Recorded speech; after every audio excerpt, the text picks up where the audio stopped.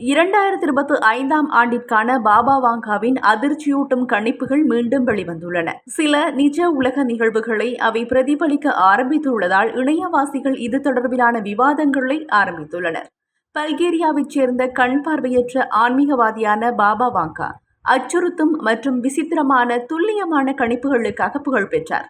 அவர் குழந்தையாக இருந்தபோது சூறாவளியால் அடித்துச் செல்லப்பட்ட பின்னர் தன்னுடைய பார்வையை இழந்தார். அவர் எதிர்காலத்தை பார்க்க ஆரம்பித்தது அந்த நேரத்தில்தான் என மக்கள் நம்புகிறார்கள். அவர் வாழ்ந்த காலத்திலேயே ஆண்டுதோறும் உலகத்தில் நடக்க இருக்கும் முக்கிய நிகழ்வுகளை எழுதி வைத்தார். அதில் சில தற்போது உண்மையாகி வருவதால் பலரும் அதிசயத்தில் ஆழ்ந்துள்ளார்கள்.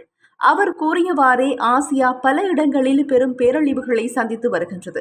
2004 சுனாமி போன்ற நிகழ்வுகள் இதற்கு சான்று. வேற்று கிரகவாசிகளுடனான தொடர்பையும் பாபா வாங்கா குறிப்பிட்டார். மனிதர்கள் வேறு கிரகங்களின் உயிர்களை சந்திப்பார்கள் என அவர் குறிப்பிட்டிருந்தார். நாசா மற்றும் பிற குழுக்களின் வேற்று கிரகவாசிகள் குறித்த ஆய்வு இதனை உறுதிப்படுத்துகின்றன. 2026க்குள் மனித உடலுக்கு தேவையான செயற்கை உறுப்புகள் தயாரிக்கப்படும் என கூறிய பாபா வாங்காவின் கணிப்பை இன்றைய வைத்திய துறையின் தொழில்நுட்ப முன்னேற்றங்கள் உறுதிப்படுத்துகின்றன. 2025க்குள் ஐரோப்பா பிறப்பு விகிதம் வீழ்ச்சியடையும் என்றும் அவர் கணித்துள்ளார். தற்போதைய புள்ளி விவரங்கள் இதை உறுதிப்படுத்துகின்றன.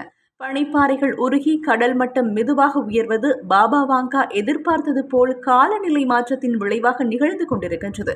பாபா வாங்காவின் கணிப்புகள் சில அழுத்தமான உணர்வுகளை ஏற்படுத்தினாலும் சிலவை அறிவியல் அடிப்படையில் சாத்தியமானவையாகவே மாறுகின்றன.